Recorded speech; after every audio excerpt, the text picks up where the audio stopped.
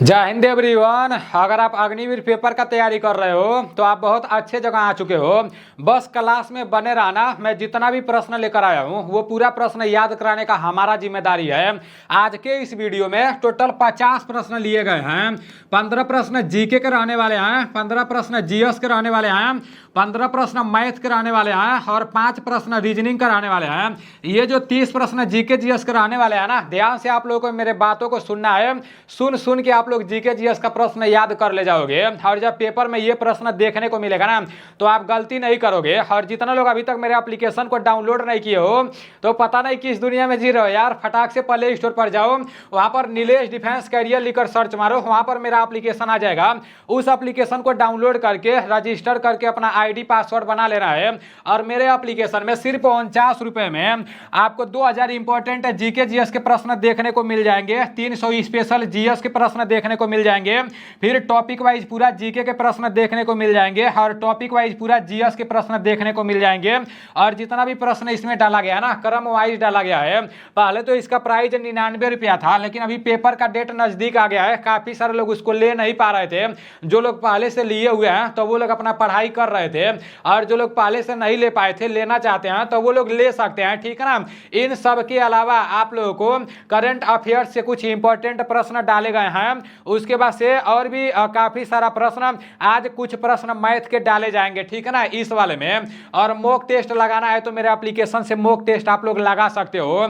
इन सब के अलावा आपको फ्री में, जिसका कोई भी चार्ज नहीं है, सिर्फ एप्लीकेशन डाउनलोड करोगे तो अगले साल जितने भी जीके जीएस के प्रश्न आर्मी के पेपर में पूछे गए थे वो पूरा का पूरा प्रश्न आप लोगों को मेरे एप्लीकेशन में देखने को मिल जाएगा, ठीक है ना।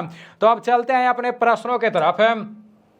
याद रखना, शाम को 7 बजे आप लोगों का रिवीजन क्लास आएगा, तो रिवीजन क्लास को करना आप लोगों को नहीं भूलना है। अब जब तक आप लोगों का पेपर समाप्त नहीं हो जाएगा तब तक मैं रिवीजन कराता रहूंगा, जितना मैं आप लोगों को पढ़ा चुका हूं, बता चुका हूं, ठीक है ना। क्योंकि मेरा तरीका कुछ अलग है और जितना लोग मुझसे जुड़े हुए हैं, लगातार क्लास करते हैं, जितना मैं पढ़ाता हूं शायद उन लोगों को याद भी हो जाता है। तो शाम को 7 बजे जरूर जुड़ना, ठीक है ना। आपका सबसे पहला प्रश्न है कि शहीद ए आजम के नाम से किसे जाना जाता है। तो शहीद ए आजम के नाम से किसे जाना जाता है? ध्यानचंद, ब्लैक गांधी और भगत सिंह, लाला लाजपत राय। तो इसका राइट आंसर क्या हो जाएगा? शहीद ए आजम के नाम से किसे जाना जाता है? तो भगत सिंह जी को शहीद ए आजम के नाम से जाना जाता है, ठीक है ना। भगत सिंह जी को शहीद ए आजम के नाम से जाना जाता है। यहाँ पर ध्यानचंद लिख दिया है तो ध्यानचंद पूछ देगा कि हॉकी के जादूगर, ठीक है ना, हॉकी के जादूगर के किसे कहा जाता है? हॉकी का जादूगर किसे कहा जाता है आप सभी लोगों को पता होना चाहिए, ठीक है ना। तो हॉकी का जादूगर ध्यानचंद को कहा जाता है मार्टिन लूथर किंग पूछ देगा। क्या पूछ देगा? मार्टिन लूथर किंग पूछ देगा, ठीक है ना। मार्टिन लूथर किंग पूछ देगा, ठीक है ना। ये भी आप लोगों को पता होना चाहिए। तो Martin Luther King, black Gandhi ji को मतलब मार्टिन लूथर किंग के नाम से जाना जाता है। उसके बाद से लाला लाजपत राय दिया है तो लाल जैसे इनका उपनाम है, ठीक है ना। पूछ देगा कि लाला लाजपत राय जी को किस नाम से जाना जाता है, तो लाल के नाम से जाना जाता है, ठीक है ना। और बाल जब आ जाएगा तो बाल गंगाधर तिलक हो जाएगा, ठीक है ना। नेक्स्ट प्रश्न की तरफ चलते हैं। आपका नेक्स्ट प्रश्न यहां पर दिया है कि साहित्य के क्षेत्र में कौन सा पुरस्कार दिया जाता है। तो साहित्य के क्षेत्र में कौन सा पुरस्कार दिया जाता है आप सभी लोगों को पता होना चाहिए। ज्ञानपीठ पुरस्कार, दादा साहेब फाल्के पुरस्कार, द्रोणाचार्य पुरस्कार और अर्जुन पुरस्कार। तो इसका जो राइट आंसर है ना, आपका साहित्य के क्षेत्र में आपका ज्ञानपीठ पुरस्कार दिया जाता है। साहित्य के क्षेत्र में कौन सा पुरस्कार दिया जाता है? तो साहित्य के क्षेत्र में ज्ञानपीठ पुरस्कार दिया जाता है। यहाँ पर दादा साहेब फाल्के दिया है। पूछ देगा कि फिल्म के क्षेत्र में कौन सा पुरस्कार दिया जाता है। तो फिल्म के क्षेत्र में कौन सा पुरस्कार दिया जाता है? आपका फिल्म के क्षेत्र में कौन सा पुरस्कार दिया जाता है? तो फिल्म के क्षेत्र में दादा साहेब फाल्के पुरस्कार दिया जाता है। और पूछ देगा खेल के क्षेत्र में, सबसे इंपॉर्टेंट है, ठीक है ना। खेल के क्षेत्र में बहुत ज्यादा पूछा जाता है और खेल के क्षेत्र से रिलेटेड प्रश्न भी मतलब काफी ज्यादा बनते हैं। स्पोर्ट्स से रिलेटेड काफी ज्यादा प्रश्न आर्मी के पेपर में पूछे जाते हैं। तो खेल के क्षेत्र में कौन सा पुरस्कार दिया जाता है? खेल के क्षेत्र में आपका द्रोणाचार्य पुरस्कार दिया जाता है, ठीक है ना। यहाँ पर अर्जुन पुरस्कार दिया गया है, तो इसका भी खेल के क्षेत्र में हो जाएगा, ठीक है ना, इसका भी खेल के क्षेत्र में ही हो जाएगा। आपका अर्जुन पुरस्कार किस क्षेत्र में दिया जाता है, तो अर्जुन पुरस्कार भी खेल के क्षेत्र में दिया जाता है और द्रोणाचार्य पुरस्कार भी आपका खेल के क्षेत्र में दिया जाता है। तो आप लोगों के दिमाग में यह बात गूंजना चाहिए कि द्रोणाचार्य पुरस्कार और अर्जुन पुरस्कार खेल के क्षेत्र में दिया जाता है और साहित्य के क्षेत्र में ज्ञानपीठ पुरस्कार दिया जाता है और फिल्म के क्षेत्र में दादा साहेब फाल्के पुरस्कार दिया जाता है, ठीक है ना। जितने साथियों का अग्निवीर का एडमिट कार्ड डाउनलोड हो गया है, अच्छी बात है। जितने लोग का एडमिट कार्ड डाउनलोड नहीं हुआ है तो परेशान होने का जरूरत नहीं है। आप सभी लोगों का एडमिट कार्ड आप लोगों के पेपर से 3 दिन पहले डाउनलोड होना चालू हो जाएगा, ठीक है ना। सभी लोगों के मोबाइल पर मैसेज तो आ ही गया है, तो एडमिट कार्ड को लेकर ज्यादा परेशान नहीं होना। नेक्स्ट प्रश्न यहाँ पर दिया है कि कराची किस नदी यहाँ पर रहेगा, देश नहीं रहेगा, ठीक है ना। यहाँ पर देश आप लोग काट दो और यहाँ पर आप लोग नदी लिख लो, ठीक है ना। कराची किस नदी के किनारे बसा है, तो जो कराची है वो किस नदी के किनारे बसा है, सीन, टिग्रिस, सिंधु और थेम्स है। तो ये जो कराची है ना, ये आपका सिंधु नदी के किनारे बसा है। कराची किस नदी के किनारे बसा है, तो कराची आपका सिंधु नदी के किनारे बसा है। यहां पर पूछ देगा, बगदाद पूछ देगा, ठीक है ना। तो बगदाद किस नदी के किनारे बसा है, तो जो बगदाद है ना वो टिग्रिस नदी के किनारे बसा है। और लंदन भी पूछ सकता है, क्या पूछ सकता है, लंदन भी पूछ सकता है, ठीक है ना।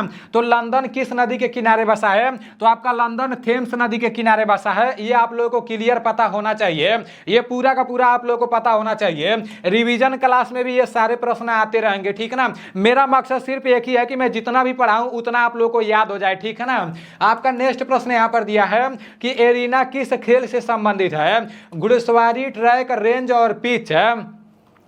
तो इसका राइट आंसर क्या हो जाएगा, आपका जो एरिना है वो किस खेल से संबंधित है, तो एरिना आपका घुड़सवारी से संबंधित है, ठीक है ना। इस टाइप के प्रश्न भी अग्निवीर के पेपर में पूछे जाएंगे। एरिना किस खेल से संबंधित है, तो एरिना घुड़सवारी से संबंधित है, ठीक है ना। पूछ देगा एथलेटिक्स जो बोलता है ना, मतलब एथलेटिक्स का संबंध किससे है, तो वो ट्रैक से हो जाएगा। और यहाँ पर रेंज दिया है, तीरंदाजी पूछ देगा, ठीक है ना। क्या पूछ देगा, तीरंदाजी पूछ देगा, तीरंदाजी पूछ देगा तो उसका क्या हो जाएगा, आपका रेंज हो जाएगा। और क्रिकेट पूछ देगा ना, तो क्रिकेट का संबंध किससे है, क्रिकेट का संबंध आपका पिच से है। आपका नेक्स्ट प्रश्न यहाँ पर दिया है कि बैंकों का बैंक किसे कहा जाता है, आरबीआई को, एसबीआई को, पीएनबी को और नॉन ऑफ दीज है। तो जो बैंकों का बैंक होता है ना वो आरबीआई को कहा जाता है। आरबीआई का जो फुल फॉर्म होता है रिजर्व बैंक ऑफ इंडिया होता है। पूछ देगा कि आरबीआई की स्थापना कब हुआ, क्या पूछ देगा, आरबीआई का स्थापना पूछ देगा, ठीक है ना। तो आप सभी लोगों को आरबीआई के स्थापना के बारे में पता होना चाहिए। आपका जो आरबीआई का स्थापना है ना वो 1 अप्रैल कब हुआ, 1 अप्रैल और 1935 को हुआ। आरबीआई का स्थापना कब हुआ, तो 1 अप्रैल 1935 को आरबीआई का स्थापना हुआ, ठीक है ना। और आरबीआई के गवर्नर कौन है, तो शक्तिकांत दास जी आरबीआई के गवर्नर हैं। ये भी आप लोगों को क्लियर पता होना चाहिए। नेक्स्ट प्रश्न की तरफ चलते हैं। आपका नेक्स्ट प्रश्न है कि यमुना किसकी सहायक नदी है, गंगा की, ब्रह्मपुत्र की, दामोदर की और राप्ती की। तो इसका राइट आंसर क्या हो जाएगा, आपका जो यमुना है ना वो गंगा की सहायक नदी है। यमुना किसकी सहायक नदी है, तो यमुना आपका गंगा की सहायक नदी है। गुवाहाटी किस नदी के किनारे बसा हुआ है, इसको गुवाहाटी लिखा जाता है, ठीक है ना। तो गुवाहाटी आपका ब्रह्मपुत्र नदी के किनारे बसा हुआ है। आप सभी लोगों को क्लियर पता होना चाहिए। नेक्स्ट प्रश्न की तरफ चलते हैं। आपका नेक्स्ट प्रश्न है कि वर्तमान में छत्तीसगढ़ के मुख्यमंत्री कौन है। यहाँ पर छत्तीसगढ़ का जो नाम दिया है ना, छत्तीसगढ़ के जगह भारत में जितने भी राज्य हैं, मतलब प्रत्येक राज्य के राजधानी के बारे में आप लोगों को एकदम पढ़ते रहना है, ठीक है ना। क्योंकि कहीं से भी प्रश्न पूछा जा सकता है। यहाँ से एक प्रश्न जरूर पूछे जाते हैं और एक प्रश्न आपके 2 नंबर के रहते हैं। तो मेरे भाई एक प्रश्न बहुत मायने रखता है। तो प्रत्येक राज्य के राजधानी के बारे में आप लोगों को पढ़ते रहना है और जो केंद्र शासित प्रदेश होता है ना उसके बारे में भी आप लोगों को लगातार पढ़ाई करते करते रहना है। बोला गया है वर्तमान में छत्तीसगढ़ के मुख्यमंत्री कौन है, तो आपके वर्तमान में छत्तीसगढ़ के मुख्यमंत्री विष्णुदेव साय हैं, ठीक है ना। पूछ देगा कि छत्तीसगढ़ का राजधानी कहां पर है, तो छत्तीसगढ़ का राजधानी आपका रायपुर है, ठीक है ना। और पूछ देगा कि त्रिपुरा के मुख्यमंत्री कौन है, कहां के मुख्यमंत्री, तो त्रिपुरा के मुख्यमंत्री, ठीक है ना। वर्तमान में त्रिपुरा के मुख्यमंत्री कौन है, वर्तमान में त्रिपुरा के मुख्यमंत्री मणिक शाह हैं। अब यहाँ पर एन बीरेन सिंह दिया है और यहाँ पर नेफी यूरियो दिया है, ठीक है ना। तो मणिपुर के मुख्यमंत्री कौन है, आप सभी लोगों को पता होना चाहिए, ठीक है ना। मणिपुर के मुख्यमंत्री एन बीरेन सिंह हैं और यहाँ पर नागालैंड दे दिया है, ठीक है ना। जो आपका नागालैंड है, नागालैंड के मुख्यमंत्री कौन है, तो नागालैंड के मुख्यमंत्री नेफी यूरियो हैं। ये आप लोगों को क्लियर पता होना चाहिए, आप लोगों के दिमाग में ये बात गूंजना चाहिए कि वर्तमान में छत्तीसगढ़ के मुख्यमंत्री विष्णुदेव साय हैं, वर्तमान में त्रिपुरा के मुख्यमंत्री मणिक शाह हैं और वर्तमान में मणिपुर के मुख्यमंत्री एन बीरेन सिंह हैं, वर्तमान में नागालैंड के मुख्यमंत्री नेफी यूरियो हैं, ठीक है ना। आप लोगों के दिमाग में ये बात गूंजना चाहिए, अगर नहीं गूंजेगा ना तो आप लोग वीडियो को 2-3 बार देख लेना, फिर आपके दिमाग में गूंजेगा ही गूंजेगा। अगर उस तरह से भी नहीं गूंजेगा तो शाम वाला क्लास रिवीजन क्लास करते रहना, ठीक है ना। आपका नेक्स्ट प्रश्न यहाँ पर दिया है कि श्री शंकर एम का संबंध किस खेल से है, श्री शंकर एम का संबंध किस खेल से है, तीरंदाजी, एथलेटिक्स और क्रिकेट, घुड़सवारी दिया है। तो इसका राइट आंसर क्या हो जाएगा, श्री शंकर एम का संबंध जो है ना वो एथलेटिक्स से है। श्री शंकर एम का संबंध किससे है, तो एथलेटिक्स से है, ठीक है ना। इस टाइप के प्रश्न भी आपके पेपर में पूछे जाते हैं। अगले बार पूछा गया था कि नीरज चोपड़ा का संबंध किससे है, तो नीरज चोपड़ा का संबंध भाला फेंक से है, ठीक है ना। आपका नेक्स्ट प्रश्न यहाँ पर है कि विश्व स्वास्थ्य दिवस कब मनाया जाता है, तो विश्व स्वास्थ्य दिवस कब मनाया जाता है, आप सभी लोगों को पता होना चाहिए। 14 अप्रैल, 7 अप्रैल, 8 मई और 14 जून। तो आपका जो विश्व स्वास्थ्य दिवस है ना वो आपका 7 अप्रैल को मनाया जाता है।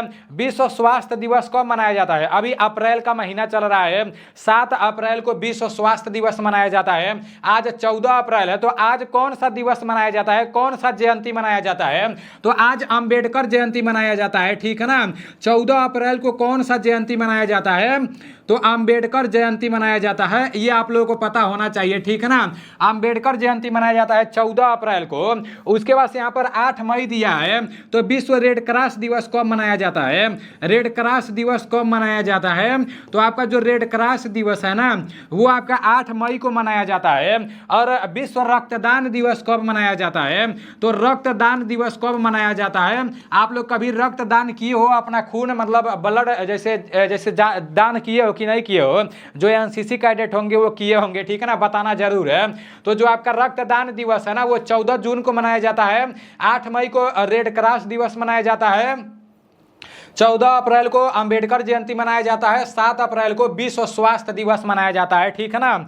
नेक्स्ट प्रश्न की तरफ चलते हैं। आपका नेक्स्ट प्रश्न है कि वर्तमान में भारतीय अंतरिक्ष अनुसंधान संगठन जिसे इसरो बोला जाता है, इसरो का फुल फॉर्म अगले साल पूछ दिया गया था, मतलब इसका हिंदी में होता है इसरो का फुल फॉर्म कि भारतीय अंतरिक्ष अनुसंधान संगठन, और इंग्लिश में होता है कि इंडियन स्पेस रिसर्च ऑर्गेनाइजेशन। तो इसके वर्तमान में अध्यक्ष कौन है, S Somnath, doctor Sameer V Kamat यहाँ पर रहेगा, ठीक है ना, डॉक्टर समीर वी कामत यहाँ पर रहेगा।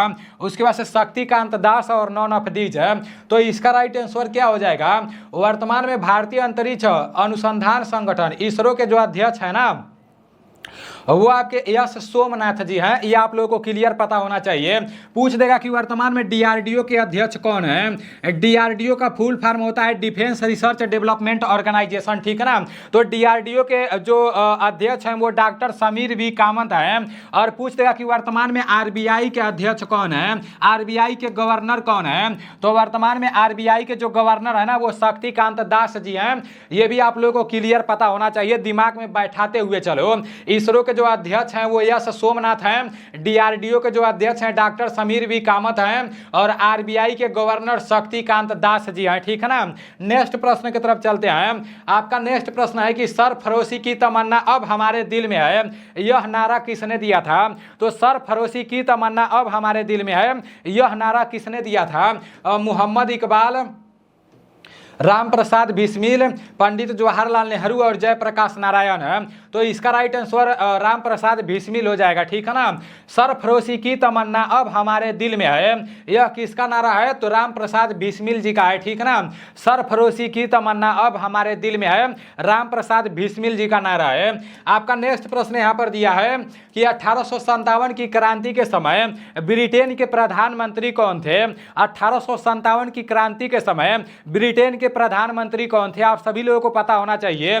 1857 की क्रांति से रिलेटेड प्रश्न पूछा जाता है और जितने लोग इस चैनल से पढ़ाई किए हैं, हमें नहीं लगता है कि 1857 की क्रांति से रिलेटेड प्रश्न पूछा जाए और उन लोगों को ना पता हो। मेरे भाई सारा मैं करा चुका हूं, ठीक है ना। और मेरे एप्लीकेशन में भी है, जितने लोग मेरे एप्लीकेशन को डाउनलोड किए हो अच्छी बात है, और जितने लोग नहीं डाउनलोड किए हो तो फटाक से प्ले स्टोर पर जाओ, नीलेश डिफेंस कैरियर लिखकर सर्च मारो, वहां पर मेरा एप्लीकेशन आ जाएगा। मेरे एप्लीकेशन में पिछले साल वाला पूरा जीके जीएस का प्रश्न आप लोगों को फ्री में देखने को मिल जाएगा। और ये अभी जो आप लोगों का क्लास हो रहा है इसका पीडीएफ, इसके बाद 2 दिन से आप लोगों का पीडीएफ एप्लीकेशन में नहीं पड़ रहा था, तो उन दोनों क्लासों का पीडीएफ आज आप लोगों के एप्लीकेशन में पड़ जाएगा, नीलेश डिफेंस कैरियर एप्लीकेशन में, ठीक है ना। तो उसको भी एक बार आप लोग पढ़ लेना, ठीक है ना। और आप लोगों को सिर्फ 49 रुपए में पूरे आपको मतलब जीके जीएस का पूरा प्रश्न देखने को मिल जाएगा, ठीक है ना। तो उसको आप लोग एक बार देख लेना। आपका यहाँ पर दिया है कि 1857 की क्रांति के समय ब्रिटेन के प्रधानमंत्री कौन थे? लॉर्ड कैनिंग, लॉर्ड मेवो और नॉन ऑफ दीज है। तो इसका राइट आंसर करने में मिस्टेक कर दिया है, ठीक है ना। यहाँ पर लॉर्ड पामस्टर्न रहेगा, इसको आप लोगों को लिख लेना है, अपने कॉपी में लिख लेना है, ठीक है ना। यहाँ पर पामस्टर्न आप लोगों को अपने कॉपी में लिख लेना है। पहलवान भाई पामस्टर्न हो जाएगा, पहलवान भाई टाइपिंग करने में मिस्टेक कर दिया है, ठीक है ना। तो 1857 की क्रांति के समय ब्रिटेन के जो प्रधानमंत्री थे ना वो लॉर्ड पामस्टर्न थे। और उसके बाद से पूछ दिया कि 1857 की क्रांति के समय भारत के गवर्नर जनरल कौन थे? तो वो लॉर्ड कैनिंग थे, ठीक है ना। ये भी आप लोगों को पता होना चाहिए। और लॉर्ड मेयो के शासन काल में जनगणना का शुरुआत हुआ, ठीक है ना। ये भी आप लोगों को पता होना चाहिए। आपका नेक्स्ट प्रश्न यहाँ पर दिया है कि उमा शंकर मिश्र का संबंध किस वाद्य यंत्र से है? सितार, बांसुरी, सरोद और नॉन ऑफ दीज है। तो इसका राइट आंसर क्या हो जाएगा? आपका जो उमा शंकर मिश्र का संबंध है ना वो सितार से है। उमा शंकर मिश्र का संबंध सितार से है। हरिप्रसाद चौरसिया का संबंध किससे है? हरिप्रसाद चौरसिया का संबंध किससे है? आप सभी लोगों को पता होना चाहिए, ठीक है ना। तो हरिप्रसाद चौरसिया का संबंध किससे है? हरिप्रसाद चौरसिया का संबंध आपका बांसुरी से है। ये आप लोगों को क्लियर पता होना चाहिए। आपका नेक्स्ट प्रश्न यहाँ पर दिया है कि खानवा का युद्ध किसके किसके बीच में हुआ? तो खानवा का युद्ध किसके किसके बीच में हुआ? बाबर और मेदिनी राय, बाबर और राणा सांगा, बाबर और Ibrahim Lodi, none of these है। तो इसका जो राइट आंसर है ना, इसका राइट आंसर बाबर और राणा सांगा हो जाएगा। खानवा का युद्ध किसके किसके बीच हुआ? तो खानवा का युद्ध आपका बाबर और राणा सांगा के बीच हुआ। पूछ देगा कि पानीपत का प्रथम युद्ध कब हुआ? तो पानीपत का प्रथम युद्ध 1526 में हुआ, ठीक है ना। पानीपत का प्रथम युद्ध कब हुआ? तो पानीपत का प्रथम युद्ध आपका 1526 में हुआ। और पूछ देगा कि पानीपत का प्रथम युद्ध किसके किसके बीच में हुआ? तो पानीपत का प्रथम युद्ध बाबर और इब्राहिम लोदी के बीच में हुआ, ठीक है ना। पानीपत का प्रथम युद्ध बाबर और इब्राहिम लोदी के बीच में हुआ। और खानवा का युद्ध बाबर और राणा सांगा के बीच में हुआ। मैं इतना जल्दबाजी में क्यों पढ़ा रहा हूँ, इतना फास्ट में क्यों पढ़ा रहा हूँ? क्योंकि आप लोगों से ज्यादा टेंशन हमें है, ठीक है ना। जैसे ही आप लोगों का क्लास समाप्त होगा वैसे मैं आप लोगों के लिए पुराना वाला जीके जीएस का क्वेश्चन इकट्ठा करूंगा, ठीक है ना। मैं सोचता हूँ कि ज्यादा से ज्यादा लोग इस चैनल से फौजी बने, ठीक है ना। क्योंकि मेरा भी सपना था फौजी बनना मेरे भाई, और उसको छोड़ना मेरे लिए मतलब आसान नहीं था बहुत। मैं आप लोगों को क्या बताऊं यार, मतलब किसी दिन मैं अपना कहानी आप लोगों को सुना दूंगा। मतलब आप जो भी मतलब जिस तरह से प्रयास करते हो ना, मतलब उस तरह से मैं भी जैसे प्रयास किया हूं और बहुत ज़्यादा प्रयास किया हूं। ग्राउंड में 2-2 बजे मतलब धूप में भी दौड़ा हूं, रात को भी दौड़ा हूं, बहुत ज़्यादा दौड़ा हूं मेरे भाई। मैं चाहता हूं कि मेरे भाई मैं नहीं फौजी बन पाया, आप लोग फौजी बनो और ज़्यादा से ज़्यादा फौजी बनो, ठीक है ना। और कोई पूछे कि भाई कहाँ से पढ़े हो तो सीना तान कर कहो कि एनडीसी से पढ़े हैं, नीलेश डिफेंस कैरियर से पढ़े हैं, ठीक है ना। और मैं देखता हूँ काफ़ी सारे लोग मतलब कमेंट भी करते हैं कि मैं एनडीसी का छात्र हूँ, तो मुझे बहुत अच्छा लगता है, ठीक है ना। तो ऐसे मतलब मैं सोचता हूं मेरे भाई, ये सारी चीज़ें मैं किसी दिन और डिस्कस करूंगा, अभी सिर्फ पढ़ाई पर फोकस करना है। आपका नेक्स्ट प्रश्न है कि ईवीएम का पूरा नाम क्या है? ईवीएम का पूरा नाम क्या है? तो ईवीएम का पूरा नाम इलेक्ट्रॉनिक वोटिंग मशीन है, ठीक है ना। ईवीएम का पूरा नाम अगले साल पूछा गया था। ईवीएम का पूरा नाम इलेक्ट्रॉनिक वोटिंग मशीन है। अभी आप लोग के 15 प्रश्न जीके के समाप्त हो चुके हैं, ठीक है ना। 15 प्रश्न जीके के समाप्त हो चुके हैं। अब 15 प्रश्न जीएस की तरफ चलते हैं, ठीक है ना।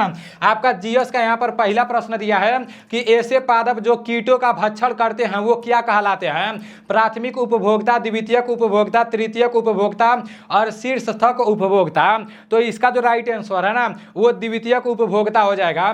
ऐसे पादप जो कीटों का भक्षण करते हैं वो क्या कहलाते हैं? तो द्वितीयक उपभोक्ता कहलाते हैं। आप सभी लोगों को पता होना चाहिए।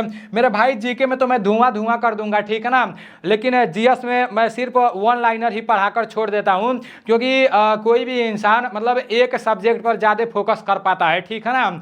तो यही रीज़न है। बस आप लोग का पेपर का डेट नज़दीक है इसलिए चारों ऑप्शंस के बारे में नहीं बताता हूं, लेकिन मैं खुद अब पढ़ाई करूंगा, ठीक है ना, और अच्छे से पढ़ाई करूंगा जैसे ही आप लोग का पेपर समाप्त होगा। सजीव यहाँ पर रहेगा, संजीव नहीं रहेगा, ठीक है ना। सजीव जगत का सबसे बड़ा संघ है आर्थ्रोपोडा, एनालिडा, मोलस्का और सिलेट्रेटा। तो इसका राइट आंसर क्या हो जाएगा? सजीव जगत का सबसे बड़ा संघ कौन सा है? तो आर्थ्रोपोडा इसका राइट आंसर हो जाएगा, ठीक है ना। इसका राइट आंसर आपका आर्थ्रोपोडा हो जाएगा। नेक्स्ट प्रश्न की तरफ चलते हैं। आपका नेक्स्ट प्रश्न यहाँ पर दिया है कि 2 या 2 से अधिक तत्वों के परमाणु को एक निश्चित अनुपात में मिलाने पर क्या बनता है? 2 या 2 से अधिक तत्वों के परमाणु को एक निश्चित अनुपात में मिलाने पर क्या बनता है? तत्व, यौगिक, मिश्रण और उपरोक्त सभी। तो इसका राइट आंसर यौगिक हो जाएगा, ठीक है ना। 2 या 2 से अधिक तत्वों के परमाणु को एक निश्चित अनुपात में मिलाने पर यौगिक बनता है, ठीक है ना। नेक्स्ट प्रश्न की तरफ चलते हैं। आपका नेक्स्ट प्रश्न है कि इलेक्ट्रॉन पर क्या आवेश होता है? कितना आवेश होता है? इलेक्ट्रॉन पर कितना आवेश होता है? तो इलेक्ट्रॉन पर आपका कितना आवेश होता है?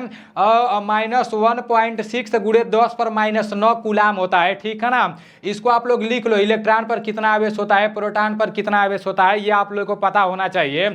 इलेक्ट्रॉन का खोज किसने किया था? तो इलेक्ट्रॉन का खोज आपका जैसे इसका एक ट्रिक होता है, मैं आप लोगों को कई बार बताया हूँ, ईटा पर नाच इसका एक ट्रिक होता है, ठीक है ना। आपका जो इलेक्ट्रॉन है, इलेक्ट्रॉन का खोज आपका जे थॉमसन ने किया था। थॉमसन दे देता है, मतलब जे थॉमसन ने इलेक्ट्रॉन का खोज किया था। और आपका जो प्रोटॉन है ना, तो प्रोटॉन का खोज किसने किया था? यहाँ से प्रश्न बनते हैं इसलिए इसको मैं लिख रहा हूँ। जो प्रोटॉन का खोज है ना वो रदरफोर्ड ने किया था। प्रोटॉन का खोज किसने किया था? तो रदरफोर्ड ने प्रोटॉन का खोज किया था। उसके बाद से आपका न्यूट्रॉन दिया है ना, तो जो आपका न्यूट्रॉन है, न्यूट्रॉन का खोज किसने किया था?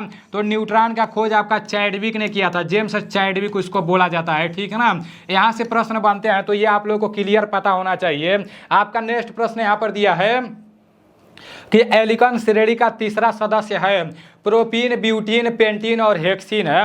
तो इसका राइट आंसर क्या हो जाएगा? एल्किन श्रेणी का तीसरा सदस्य आपका क्या हो जाएगा?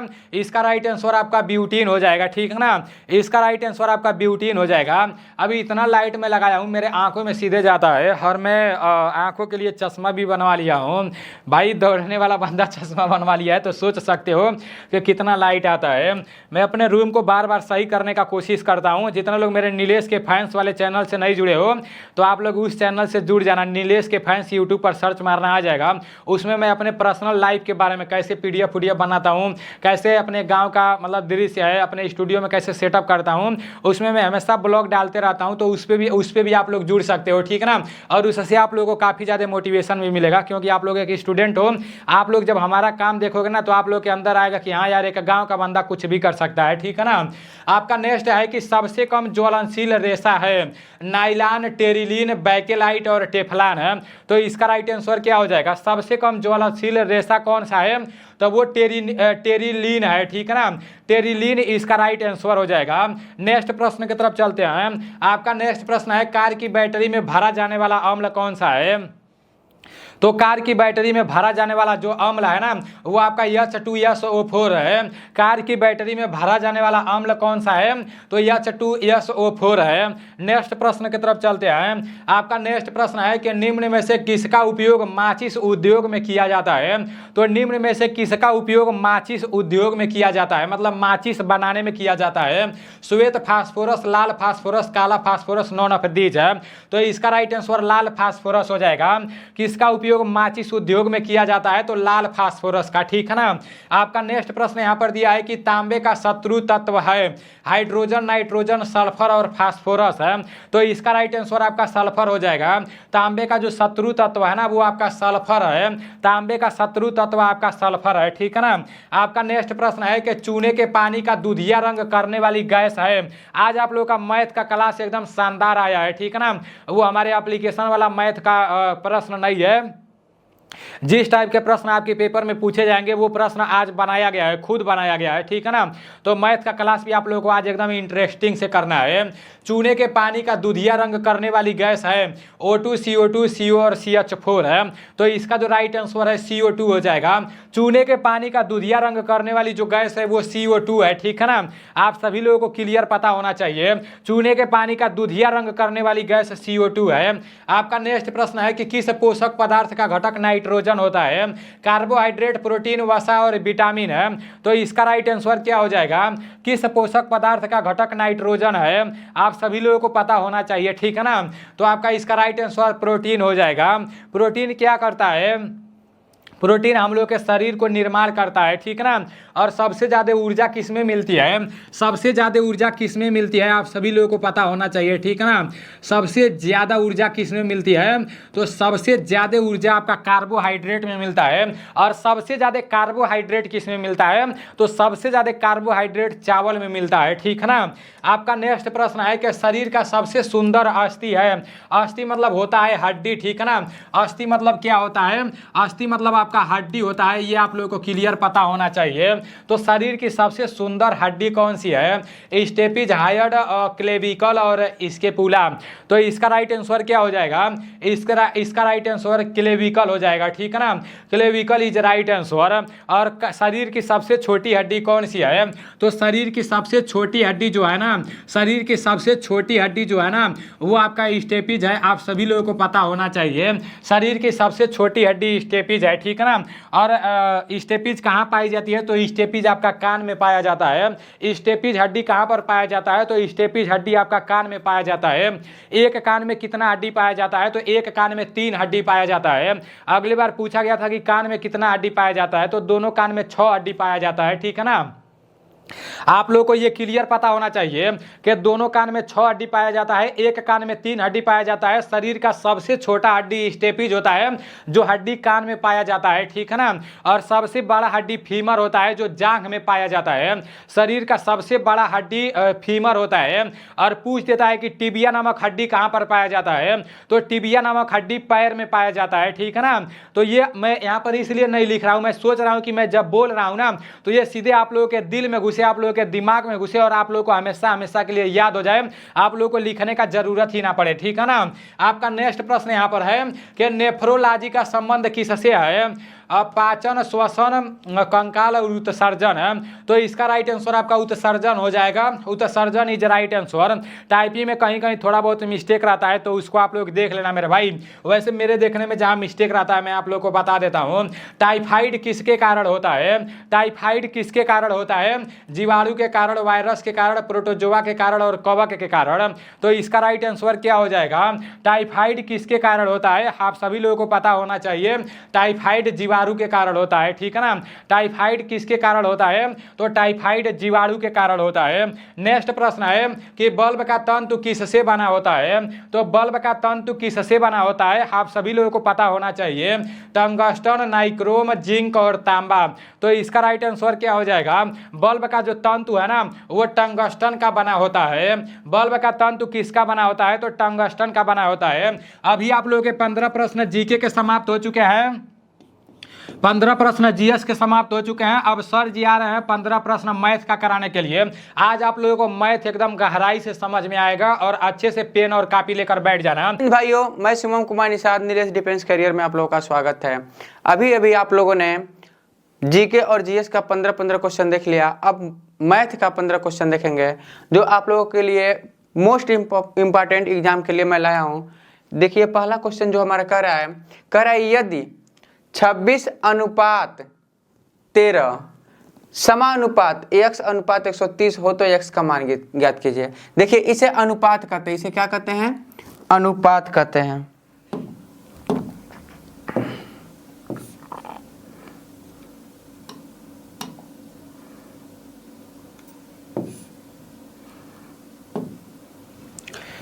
तो क्या है, यह हो गया अनुपात और यह हो गया समानुपात। यह किसी इसे क्या कहेंगे, जब डबल चिन्ह रहे तो इसे क्या कहते हैं, समानुपात कहते हैं, समानुपात। अनुपात को हम अपान में भी लिख सकते हैं। जैसे अनुपात दिया है 26, अनुपात को हम बट्टे में लिख सकते हैं, बट्टे 13। समानुपात को हम इजकल टू लिख सकते हैं। समानुपात को क्या लिख सकते हैं, इजकल टू लिख सकते हैं, यक्स अपान 130। यही है। तो यहाँ देखिए बहुत आराम से देख रहे हैं, 13 है, यहाँ भी 13 है। तो हम क्या किए,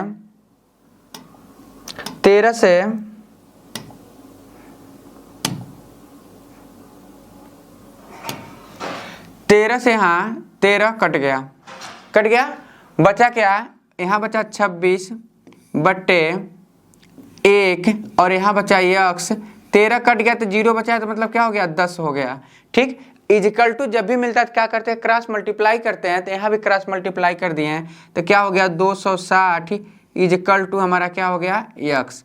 यही हमारा मान है और इसमें ऑप्शन नंबर मिल रहा है बी नंबर 260 है। क्लियर है। आगे देखिए, कह रहा है किसी त्रिभुज की भुजाएं 5 सेमी, 17 सेमी तथा 18 सेमी है, तो इसका अर्ध परिमाप ज्ञात कीजिए। और इसका यह 4 ऑप्शन हमें दिया है। कोई भी त्रिभुज है तो उसका अर्ध परिमाप, त्रिभुज का अर्ध परिमाप का होता है, उसका सूत्र देख लीजिए, अर्ध परिमाप इजिकल टू, अर्ध परिमाप इजिकल टू, परिमाप equal to A plus B plus C upon 2, या यह कह सकते हैं सभी भुजाओं का योग बटे 2, यही कह सकते हैं। अब भुजाओं की लंबाई दिया है, क्या दिया है, देखिए 5 सेमी, तो हम लिख दिए 5 सेमी प्लस 17 सेमी तो 17 सेमी प्लस 18 सेमी तो 18 सेमी, यह सभी मान दिया है, लिख दिए, बट्टे क्या हो जाएगा, 2 हो जाएगा। अब इसको जोड़े तो कितना हो जाएगा, 18 और 15, 8 7 15, 15 5 20 के 0 हासिल 2, 1 1 2 और 2 4, 40 बट्टे 2 और इसको काट दिया तो कितना हो गया बाबू, 20। और इसमें ऑप्शन नंबर कौन सा मिल रहा है, सी मिल रहा है, 20 मिल रहा है। क्लियर है। आगे देखिए क्या कर रहा है, 2500 का 4% वार्षिक ब्याज की दर से 2 वर्ष का मिश्रधन पूछ रहा है हमसे। तो सबसे पहले मिश्रधन जब भी पूछता है तो हम जानते हैं मिश्रधन बराबर मूलधन प्लस ब्याज। तो हमें मूलधन पता है, मूलधन कितना है, मूलधन दिया है 2500 और यह दर है, यह हमारा क्या है, मूलधन है, मूलधन, मूलधन दे दिया 2500, इसे पी कहते हैं, दर दे दिया आर, इसे दर कहते हैं, दर कितना दे दिया है 4%।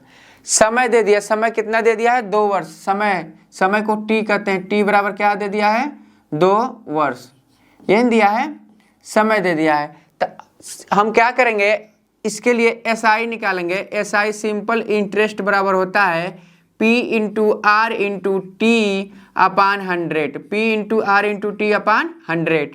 और पी कितना दिया है देख रहे हैं, 2500 है तो 2500 लिख दिए, आर कितना है 4% तो 4% लिख दिए, टी कितना है 2 वर्ष तो 2 बट्टे क्या हो गया 100। यहाँ क्या किए, 2 0 से 2 0 आराम से कट गया। और यहाँ देखिए 25 चौको 100 और 100 दूना क्या हो जाएगा 200, यह हो गया हमारा एसआई सिंपल इंटरेस्ट हो गया। सिंपल इंटरेस्ट कितना हो गया 200। हमसे पूछ रहा है मिश्रधन, मिश्रधन को क्या कहते हैं, मिश्रधन बराबर मिश्रधन, मिश्रधन इज इक्वल टू मूलधन प्लस ब्याज, मूलधन, मूलधन प्लस ब्याज, मूलधन प्लस क्या हो जाएगा, ब्याज हो जाएगा। तो यहाँ मूलधन कितना दिया है, मूलधन है 2500 अब प्लस ब्याज कितना है 200, दोनों को जोड़ दिए तो हमारा क्या आ गया 2700 रुपये आ गया मिश्रधन, 2700 रुपये क्या आ गया मिश्रधन। और ऑप्शन नंबर इसमें हमारा पहला दिख रहा है कि 2700 मिश्रधन होगा, ऑप्शन नंबर ए सही है। क्लियर है। आगे देखिए कह रहा है 0.114 का वर्गमूल ज्ञात कीजिए। अच्छा यह इतना हम देखें, दशमलव यदि हटा दे दी, इतना देख रहे थे किसका वर्गमूल दिख रहा है, यह 12 का वर्ग है। तो हम क्या किए, 12 का वर्ग है तो 12 यहाँ लिख दिए। अब दशमलव गिनेंगे कितने अंक पे है, 1 2 3 4 अंक पे है तो वर्गमूल में दशमलव का भी आधा कर लेता है। 4 है तो वर्गमूल में क्या करेंगे, 2 अंक पे लगाएंगे। तो 1 2 यहाँ पे लगा दिए और यहाँ 0 लगा दिए। तो 0.12 ऑप्शन में कौन सा मिल रहा है, सी नंबर मिल रहा है 0.12। क्लियर है। आगे देखिए, कह रहा है एक समचतुर्भुज का क्षेत्रफल 500 है, उनके विकर्णों की लंबाई 25 सेमी, तो दूसरा विकर्ण ज्ञात कीजिए। इसका सूत्र क्या होता है, समचतुर्भुज का क्षेत्रफल, समचतुर्भुज का क्षेत्रफल is equal to समचतुर्भुज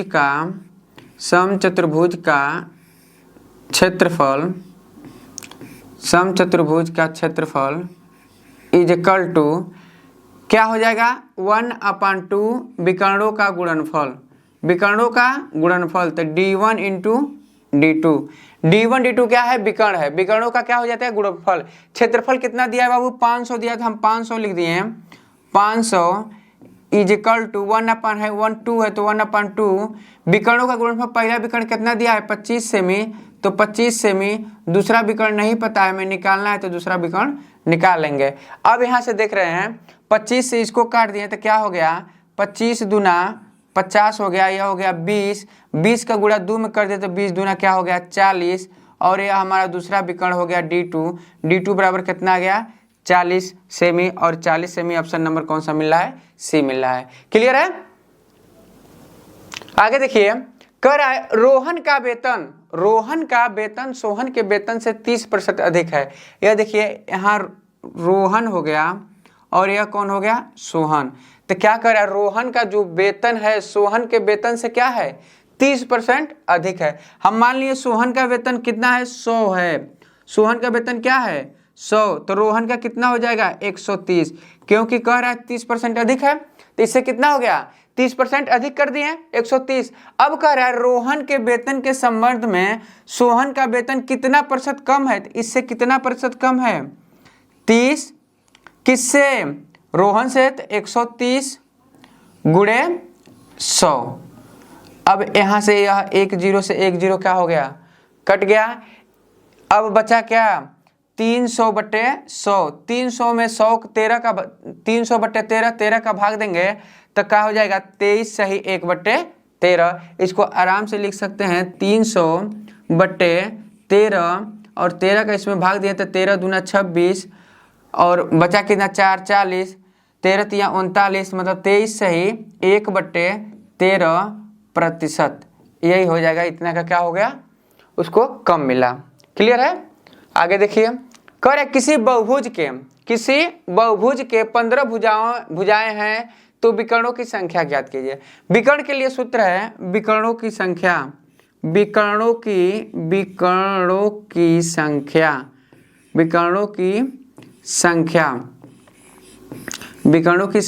is equal to n/2 n-3।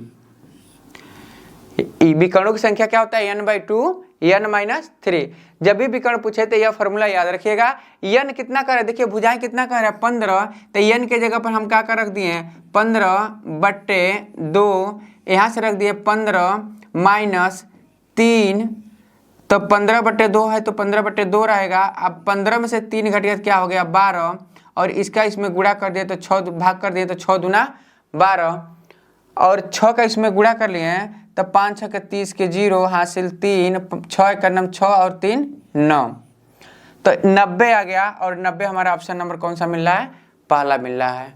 Clear है। आगे देखिए, कह रहा है 36 के पावर 1/2 को हल कीजिए। अब 36 के पावर दिया है 36, इसके पावर क्या दिया है 1/2। अच्छा, ये तो सबको याद होगा कि 36 किसका पावर है, किसका है 6 का है, 6 का वर्ग है ना, तो इसे लिख सकते हैं 6 का स्क्वायर, इसके पावर 1/2 लिख दिए हैं। और यह कोष्टक हटेगा तो गुणे हो जाएगा 6 के पावर 2 × 1/2, और इसको यह काट दिया तो क्या मिला हमारा 6 मिला। यही हमारा 6 आंसर हो जाएगा। ऑप्शन नंबर कौन सा हो जाएगा, बी। आगे देखिए, कह रहे किसी संख्या में 24 से भाग देने पर शेषफल 19 बचता है। 24 से हम क्या करें भाग दे रहे हैं तो शेषफल हमारा कितना बच रहा है 19 बचता है। तो उसी संख्या को 8 से भाग देने पर शेषफल कितना बचेगा। दरअसल संख्या वही है, शेषफल 19 बच रहा था, हमें संख्या से क्या मतलब है, संख्या तो हमें निकालना नहीं, हमसे शेषफल पूछ रहा है। तो हम क्या करेंगे, शेषफल में ही, जैसे कि शेषफल 19 बच रहा है तो हम 19 में ही क्या करें, 8 से भाग कर दें, जो बचेगा वही शेषफल हो जाएगा।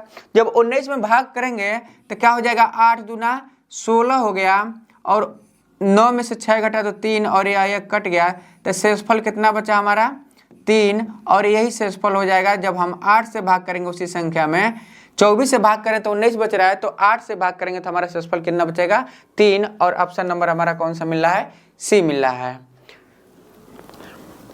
आगे देखिए, कर 100 तक विषम संख्याओं का औसत क्या होगा। अब 100 तक विषम संख्याओं का औसत पूछेगा तो इसके लिए एक फॉर्मूला आप लोग को लिखवाए हैं, यह जो भी है इंपॉर्टेंट और सब आपके एग्जाम में आए हुए क्वेश्चन है, और सबका फॉर्मूला जो भी होता है कंसेप्ट बताते जाते हैं, आप लोग नोट करते जाइए, जरूर इसमें से सब कुछ लड़ ही जाएगा। जैसे कह रहे 100 तक विषम संख्या है तो इसके लिए सूत्र क्या लिखवाए हैं, प्रथम n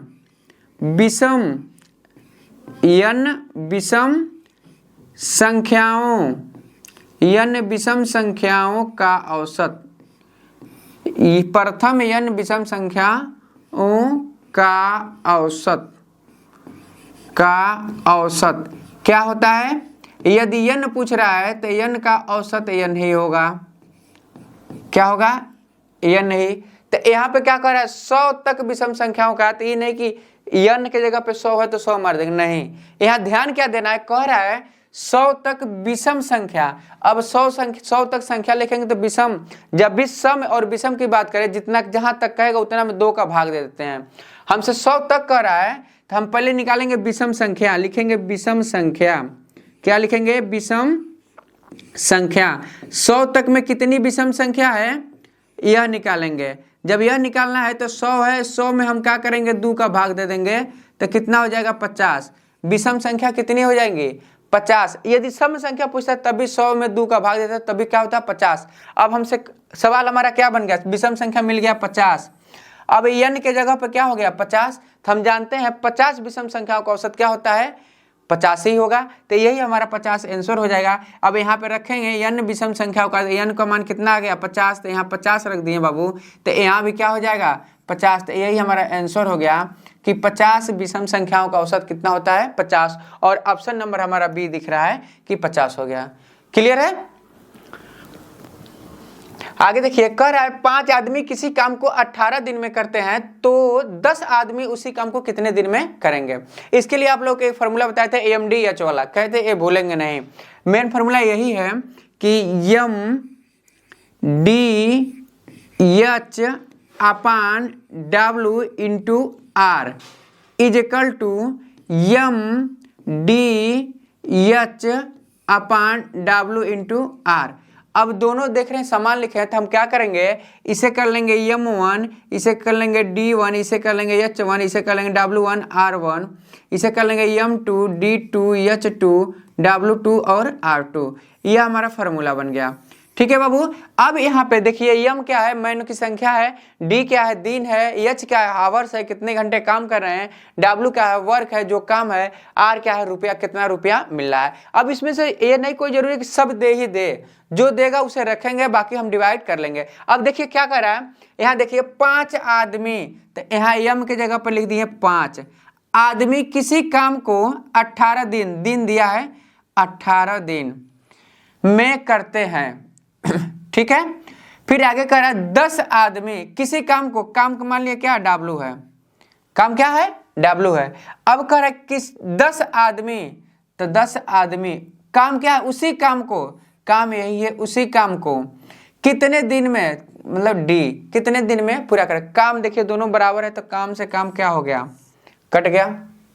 और यहीं पे देख लीजिए, 5 से इसको काट दे तो 5 दूना कितना हो गया, 10, और 2 से 18 काट दे तो 9 दूना 18, तो कितना दिन में हो जाएगा, 9 दिन में क्या हो जाएगा, हो जाएगा। और ऑप्शन नंबर हमारा कौन सा मिल रहा है, सी। क्लियर है। देखिए कह रहा है किसी अर्धवृत्त का त्रिज्या कितना दिया है, 7 सेमी। अर्धवृत्त अर्धवृत्त है, अर्धवृत्त की त्रिज्या दे दिया 7 सेमी, तो उस अर्धवृत्त का क्षेत्रफल ज्ञात कीजिए। तो सबसे पहले अर्धवृत्त का फॉर्मूला हमें आना चाहिए।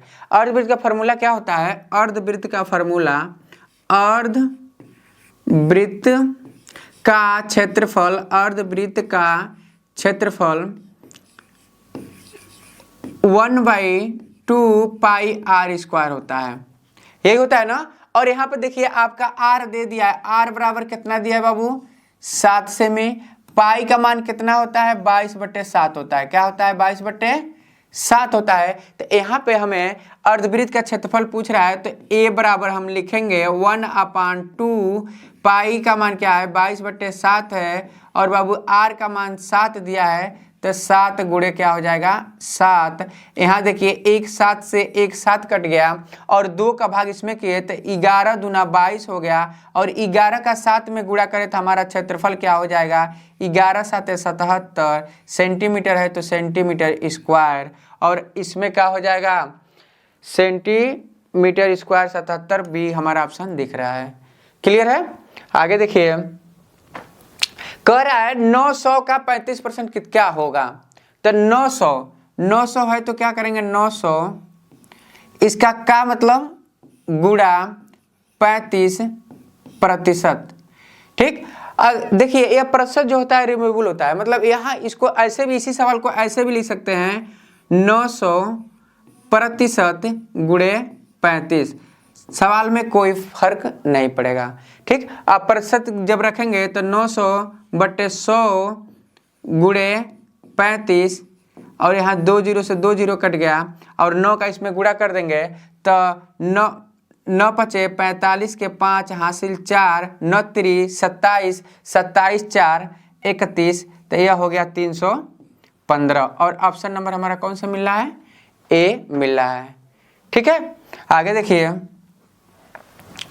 कह रहा है गुणनफल इतना इतना इतना में इकाई का अंक ज्ञात करना। इकाई अंक ज्ञात करना है तो हमें केवल इकाई का अंक चाहिए, बाकी कोई संख्या से हमें मतलब नहीं है। तो देखिए यहाँ यह कट जाएगा, इकाई अंक 3 बचा है, यहाँ 7 बचा है, यहाँ भी, और यहाँ 5। अब देखिए जब 5 मिल गया तो तुरंत हम खोजेंगे कि कोई सम संख्या मिल रही है कि नहीं। तब 5 के साथ कोई सम संख्या इसमें है? अगर कोई भी सम संख्या रहता तो तुरंत 0 हो जाता, तो हम ऑप्शन में क्या करते? 0 मार देते। लेकिन यहाँ पे कोई मिल रहा है, कोई सम संख्या नहीं मिल रहा है, तो हम क्या किए? 5 का 5 में किए तो 25 हुआ, 25 में फिर 2 कट गया, क्या बचा? 5 ही जिंदा बचा। अब यह दोनों समाप्त हो गया, हमें केवल इकाई अंक से मतलब है। अब देखिए 5 है, अब 5 का गुणा इसमें किए तो 5 7 35, फिर क्या हो गया? 3 हमारा कट गया, क्या बचा? 5 बचा। फिर 5 का गुणा किए तो 5 3 15, 15 का क्या हो जाएगा? 5, तो ये भी 1 कट गया, 5 बचा। और ऑप्शन में 5 है ही नहीं, तो ये सारा ऑप्शन गलत दिया है। आप लोग का आंसर 5 हो जाएगा। ठीक है। आगे देखिए, कर दो संख्याओं का अनुपात 4:5 है तो उसका एचसीएफ 6 है, तो एलसीएम ज्ञात कीजिए। अच्छा, इसका कंसेप्ट देखिए क्या है। जैसे कि यह दे दिया है एलसीएम, एलसीएम हमसे पूछा है, तो एलसीएम बराबर होता है एचसीएफ इंटू A/B। ये दोनों क्या है? रेशियो है। हमारा क्या है? रेशियो। इसी का क्या करेंगे? मल्टीप्लाई कर देंगे। जैसे कि एचसीएफ दिया है 6, ए दिया है कितना? 4, बी कितना दिया है? 5, तो 5 चौका कितना हो गया? 20, तो 6 गुणे 20 और 6 दूना 12, तो 120 हमारा एलसीएम हो गया। सीधा सीधा आ गया और ऑप्शन नंबर हमारा बी दिख रहा है। क्लियर है? ऑप्शन नंबर क्या हो गया? बी दिख रहा है। तो इस तरह से आप लोगों का 15 क्वेश्चन कंप्लीट हुआ और अब 5 क्वेश्चन जो बचा है आएंगे, नीलेश सर आप लोगों को पढ़ाएंगे। जय हिंद भाइयों। आप लोगों के 15 प्रश्न जीके के समाप्त हो चुके हैं, 15 प्रश्न जीएस के समाप्त हो चुके हैं, 15 प्रश्न मैथ के समाप्त हो चुके हैं। अब चलते हैं रीजनिंग की तरफ। आपका रीजनिंग का सबसे पहला प्रश्न यहाँ पर दिया है कि इनमें से कौन किसी पिता के लिए आवश्यक होता है? इनमें से कौन किसी पिता के लिए आवश्यक होता है? दिमाग से सोचो, ठीक है ना। पुत्री, संतान, पत्नी और गाड़ी। तो किसी पिता के लिए गाड़ी आवश्यक होता है क्या? बिल्कुल भी नहीं होता है। जब ये सब आ गया तो गाड़ी को काट देते हैं, ठीक है ना। और किसी पिता के लिए बोला गया है ना, तो पत्नी तो होगा नहीं। उसके बाद से यहाँ पर पुत्री जो दिया है ना, पुत्री और संतान में आप लोगों को थोड़ा बहुत ऐसा लगा कि यार पुत्री हो सकता है, संतान हो सकता है, तो मेरे भाई संतान में सब कुछ आ जाएगा, पुत्री भी आ जाएगा और पुत्र भी आ जाएगा। और किसी पिता के लिए ना पुत्री भी आवश्यकता होता है और पुत्र भी मतलब आवश्यकता होता है, तो ये संतान इसका राइट आंसर हो जाएगा। इसी टाइप के प्रश्न आपके पेपर में पूछे जाएंगे, उलझाने वाले। लेकिन आप लोग तो एनडीसी के स्टूडेंट हो, नीलेश डिफेंस कैरियर के स्टूडेंट हो, तो आप लोगों को उलझना नहीं है, ठीक है ना। और नीलेश डिफेंस कैरियर को एकदम फैला दो चारों तरफ। आपका नेक्स्ट है कि 1, 3, 6, 10, 21 बीच की संख्या बताओ। यहाँ पर 1 दिया है, 1 में क्या किया गया है कि 3 हो गया है, 3 में क्या किया गया कि 6 हो गया है, तो 1 में हम लोग को क्या करना है, 1 में 2 जोड़ देना है तो 3 हो गया है। 3 में जब 3 जोड़ देंगे तो 6 हो जाएगा, 6 में जब 4 जोड़ देंगे तो 10 हो जाएगा। इसी तरह से आगे भी किया होगा, आगे हम लोग 10 मतलब 6 में 10 जो 4 जोड़े हैं तो 10 हो गया है। अब 10 में हम लोग 5 जोड़ेंगे, ठीक है ना। जब 10 में 5 जोड़ेंगे तो 15 हो जाएगा, और 15 आपका ये रहा 15, ठीक है ना। तो 15 इसका राइट आंसर हो जाएगा। आगे 15 में 6 जोड़ेंगे तो आपका 21 हो जाएगा, ठीक है ना। तो 15 करेक्ट आंसर है। आपका नेक्स्ट प्रश्न है दिशा वाला, कि सचिन पूरब की ओर 100 मीटर चला, इसके बाद वह बाएं मुड़कर 50 मीटर चला, और उसके बाद बाएं मुड़ गया, अब वह किस दिशा की ओर मुख करके खड़ा है। मेरे भाई ये जो 50 मीटर चला है, ये जो 100 मीटर चला है, इससे हम लोग को कुछ लेना देना है? बिल्कुल भी इससे कुछ लेना देना नहीं है, क्योंकि यहाँ पर इसके बारे में बताया ही नहीं गया है, कहीं मीटर लिखा ही नहीं गया है, तो हम लोग मीटर को एकदम काट पीट देते हैं, इसको हम लोग को देखना ही नहीं है, ये बाहर में जाए, ठीक है ना। यहाँ पर लिखा गया कि सचिन पूरब की ओर। अब मैं आप लोगों को बताया हूँ, सबसे ऊपर की ओर उत्तर होता है, और उत्तर से नीचे मतलब जैसे दक्षिण होता है, ठीक है ना। उसके बाद से उत्तर से सीधे राइट साइड में, राइट मतलब आपका दायां, ठीक है ना। दायां जिसे चेका उठाकर फेंकते हो वही आपका दायां होता है, ठीक है ना। तो यहाँ पर आप लोगों का पूरब होता है, दायां और पूरब होता है, और बायां और आपका क्या होता है, पश्चिम होता है, ठीक है ना। इतना तो आप लोगों के दिमाग में होना ही चाहिए कि ऊपर उत्तर होता है, नीचे दक्षिण होता है, उसके बाद से उत्तर से दाहिने साइड में पूरब होता है और बाएं साइड में पश्चिम होता है, ठीक है ना। अब बोला है कि सचिन पूरब की ओर 100 मीटर चला, सचिन पूरब की ओर चला है, ये रहा आपका पूरब है, यहाँ रहा आपका सचिन, ठीक है ना। सचिन पूरब की ओर चल रहा है, कितना मीटर चल रहा है ये हमें इससे कुछ लेना देना ही नहीं है, ठीक है ना। इसके बाद वो बाएं मुड़ता है, जब बाएं मुड़ेगा ना, बाएं मुड़ेगा तो आपका ऊपर जाएगा, ठीक है ना। बाएं इधर हो जाएगा, ऊपर हो जाएगा, क्योंकि घड़ी की दिशा होता है, जैसे जब दाएं बोलेगा तो घड़ी के राइट दिशा में होगा, और जब बाएं बोलेगा तो घड़ी के मतलब लेफ्ट दिशा में होगा, उल्टा दिशा में। तो यहाँ पर घड़ी के उल्टा दिशा में जाएगा, बाएं जाएगा तो ऊपर जाएगा, ठीक है ना। बोल रहा है कि बाएं मुड़कर और 50 मीटर चला, कितना मीटर चले हमें उससे कुछ लेना देना नहीं है। उसके बाद अब बाएं मुड़ गया, फिर यहां से उसको बाएं मुड़ना है, ठीक है ना। जब ऊपर की तरफ है, बाएं है तो इधर मुड़ेगा, ठीक है ना, बाएं है तो इधर मुड़ेगा। बोल रहा है कि बाएं मुड़ गया, अब वह किस दिशा की ओर मुख करके खड़ा है, तो भाई इधर है, बाएं मुड़ गया है, तो वह किस दिशा की ओर मुख करके खड़ा है, तो वो पश्चिम की ओर मुख करके खड़ा है, ठीक है ना। किस दिशा की ओर मुख करके खड़ा है, तो पश्चिम इसका राइट आंसर हो जाएगा। आप सभी लोगों को पता होना चाहिए। नेक्स्ट प्रश्न की तरफ चलते हैं। आपका नेक्स्ट प्रश्न है, यहाँ पर जो भी दिया है अंक ना, सबसे पहले आप लोगों को प्लेस वैल्यू लिख देना है। यहाँ पर यस है तो यस आपका 19 नंबर पर आता है, यहाँ ई है, ई 5 नंबर पर आता है, डी है, डी 4 नंबर पर आता है, यहाँ टी है तो टी 20 नंबर पर आता है, ई भी आपका 5 नंबर पर आता है, एफ आपका 6 नंबर पर आता है। यहाँ पर यू दिया है, ठीक है ना, यू दिया है। उसके बाद से देख लेते हैं सबसे पहले यहाँ पर क्या किया गया, 19 में 1 जोड़ा गया है, 20 हो गया है, और इसमें कुछ नहीं, सेम है, ठीक है ना। फिर 4 में आपका 2 जोड़ा गया है तो 6 हो गया है। तो सेम उसी तरह से आगे भी कर लेते हैं। यहाँ यू है तो यू आपका 21 नंबर पर आता है, ठीक है ना। यू कितना नंबर पर आता है, तो यू आपका 21 नंबर पर आता है, यू आपका 21 नंबर पर आता है। उसके बाद से जी आपका 7 नंबर पर आता है, एच आपका 8 नंबर पर आता है। तो यहाँ 19 में 1 जोड़ा गया है ना, तो 21 में 1 जोड़ देंगे तो 22 हो जाएगा। और 22 नंबर पर क्या आता है, 22 नंबर पर आपका V आता है, ठीक है ना। उसके बाद से यहाँ पर क्या दिया गया है, यहाँ पर कुछ नहीं जोड़ा गया है, सेम सेम है, 5 ऊपर भी है 5 नीचे भी है, तो यहाँ 7 है तो यहाँ भी 7 कर देते हैं, नीचे भी 7 हो जाएगा। 7 नंबर पर आपका वही आएगा जो यहाँ पर है, G ही आएगा, ठीक है ना। तो यहाँ पर G कर देते हैं। उसके बाद से यहाँ 8 है तो यहाँ 2 जोड़ा गया ना, तो यहाँ भी 2 जोड़ देंगे, यहाँ 10 हो जाएगा और 10 पर J आता है, तो आपका VIJ होगा, VGJ होगा, VGJ होगा, ठीक है ना। यहाँ पर हमें लगता है कि टाइपिंग करने में मिस्टेक हो गया है, यहाँ पर टाइपिंग करने में मिस्टेक हो गया, यहाँ पर सेम नहीं रहेगा, ठीक है ना। ये प्रश्न ही आप लोगों का गलत है, क्योंकि यहाँ पर टाइपिंग करने में मिस्टेक हो गया है, एगो इधर उधर माइनस प्लस में कुछ ना कुछ मिस्टेक किया है पहलवान भाई, ठीक है ना। नहीं तो इस टाइप के प्रश्न इसी तरह से लगते हैं, तो उम्मीद करता हूँ कि इसको आप लोग लगा लोगे, ठीक है ना। ये जो VIJ दिया है यही इसका राइट आंसर हो जाएगा, क्योंकि यहाँ I दिया है और यहाँ पर G आ रहा है ना, तो G 7 नंबर पर आता है और I 9 नंबर पर आता है। यहाँ पर 2 प्लस किया गया है, तो शायद यहाँ भी मतलब 2 ही प्लस किया गया होगा, लेकिन टाइपिंग में मिस्टेक हो गया है, तो इसको आप लोग देख लेना, ठीक है ना। आपका नेक्स्ट प्रश्न है और लास्ट प्रश्न है कि यदि किसी सांकेतिक भाषा में उतना का इतना लिखा जाए तो इतना को कैसे लिखा जाएगा, देख लेते हैं। ये आपका यस दिया है, यस आपका 19 नंबर पर आता है, T आपका 20 नंबर पर आता है, D आपका 4 नंबर पर आता है, I आपका 9 नंबर पर आता है। उसके बाद से यहाँ पर दिया है, यहाँ पर दिया है क्यूब दिया है, तो क्यूब आपका 17 नंबर पर आता है, फिर आपका क्यूब दिया है, फिर क्यूब आपका 17 नंबर पर आता है, फिर जेड दिया है 26 नंबर पर आता है। उसके बाद से आपका डी दिया है, ठीक है ना, डी आपका 4 नंबर पर आता है। तो यहाँ पर कैसे देखने को मिला है, यहाँ पर क्या देखने को मिला है, 19 में क्या किया गया है कि 17 हो गया है, 19 में से -2 किया गया है तो 17 हो गया है। अब 20 में से -3 किया गया है, 20 में से क्या किया गया है, 20 में से -3 किया गया है, ठीक है ना। 20 में से जब -3 करेंगे तो आपका 17 हो जाएगा। उसके बाद से यहाँ 4 में क्या किया गया है, 4 में जब -4 करेंगे, हाँ 4 में ऊपर 4 है ना, 4 में जब -4 करेंगे तो आपका 26 आ जाएगा, मतलब -4 करेंगे तो एकदम कट पीट जाएगा, तो लास्ट वाला आपका आएगा 26 आएगा, ठीक है ना। और 9 में -5 करेंगे, 9 में -5 करेंगे, 9 में से 5 घटाएंगे तो 4 आ जाएगा। तो कुछ इस टाइप का इसमें जैसे रूल फॉलो हुआ है, ठीक है ना। तो आगे भी हम लोग वही करेंगे।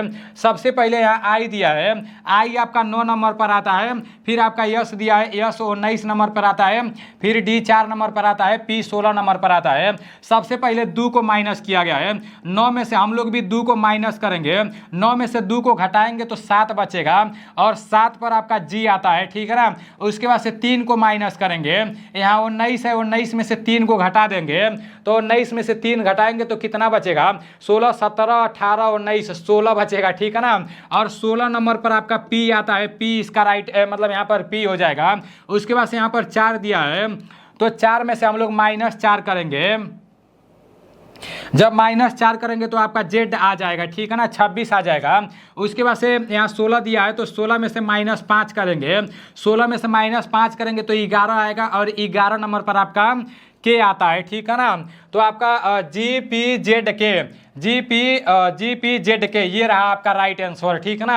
अभी आप लोग के 15 प्रश्न जीके के समाप्त हो चुके हैं, 15 प्रश्न जीएस के समाप्त हो चुके हैं, 15 प्रश्न मैथ के समाप्त हो चुके हैं, और 5 प्रश्न रीजनिंग को भी हम लोग 4 डाले हैं। आज का क्लास आप लोगों को दूसरे अंदाज में दिखा होगा, दूसरा अंदाज में लगा होगा, तो इसके पीछे का यही रीज़न है कि आप लोग का पेपर का डेट नज़दीक आ गया है, एग्जाम डेट सारी चीज़ें पता चल गई हैं, तो इसलिए मेरे भाई इतना खतरनाक तो होना ही चाहिए। तो चलो ठीक है, मिलते हैं अगले वीडियो में। जय हिंद, वंदे मातरम।